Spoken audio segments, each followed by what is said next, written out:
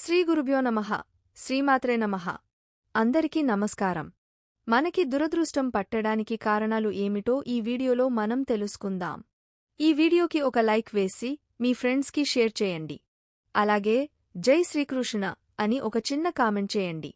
అలాగే దయచేసి వీడియోని స్కిప్ చేయకుండా పూర్తిగా చూడండి. నిద్రలేచిన తర్వాత పక్కబట్టలు మడత పెట్టకపోవడం.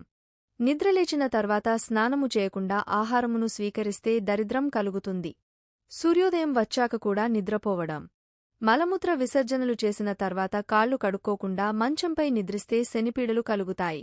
కత్తిరించిన గోళ్లను జుట్టును గృహంలో ఉంచడం వలన సంపదలు నశిస్తాయి. కాళ్ళు చేతులు శుభ్రపరుచుకోకుండా ఇంటిలోకి రావడం వలన కష్టాలు వస్తాయి. చెప్పులు వేసుకొని ఇంటిలోకి రావడం వలన దరిద్రం కలుగుతుంది. చిరిగిన పాత బట్టలను వేసుకోవడం. చేతిగోళ్లను పళ్లతో కొరకడం. చెట్టు కింద మూత్ర విసర్జన చేయడం. ఇంటి పైకప్పు మీద పనికిరాని చెత్తను మరియు ఇనుమును అలాగే ఉంచడం. విరిగిన వస్తువులను ఉపయోగించడం. గడపలుపై కూర్చోవడం. చెప్పులు మరియు బూట్లను తలక్రిందులుగా ఉంచడం.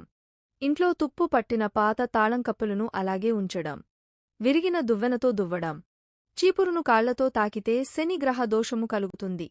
ఇంటి ఆవరణలో ఇనుప వస్తువులను అశుభ్రమైన వస్తువులను ఉంచితే ఆర్థిక సమస్యలు తలెత్తుతాయి.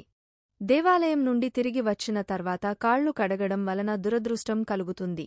దేవాలయం నుండి ఖాళీ పాత్రలు వెనక్కి తీసుకురావడం. ఆవును, ఎద్దును కాలుతో తన్నడం. కొనుగోలు సమయంలో వృద్ధులు లేదా పిల్లలతో ఎక్కువ బేరసారాలు చేయడం. అంత్యక్రియల ఊరేగింపును అధిగమించడం. పైకప్పుపై ఇనుప తీగను కట్టడం. తలుపుల మీద దేవుడి ఫోటో పెట్టడము. ఎప్పటి ప్లేట్లు, గిన్నెలు అప్పుడే తోముకోకపోవడం.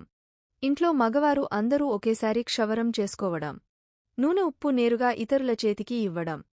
సాయంత్రం 5 తర్వాత ఇల్లు ఊడ్చడం.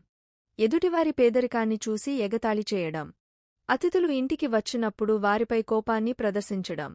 శ్మశాన వాటికలో నవ్వడం. శనివారం తలంటూ స్నానం చేయకుండా ఉంటే దురదృష్టం కలుగుతుంది. తలస్నానం చేసిన వెంటనే మంచంపై నిద్రించడం వలన శనిగ్రహ దోషాలు సంభవిస్తాయి. ఈ వీడియో గనుక మీకు నచ్చినట్లయితే ప్లీజ్ లైక్ చేసి మీ ఫ్రెండ్స్కి షేర్ చేయండి. అలాగే మా కొత్త వీడియోస్ మీకు వెంటనే చేరాలంటే మా ఛానల్ని సబ్స్క్రైబ్ చేసుకొని పక్కనే ఉన్నటువంటి బెల్ ఐకాన్ని ప్రెస్ చేయండి. ధన్యవాదములు.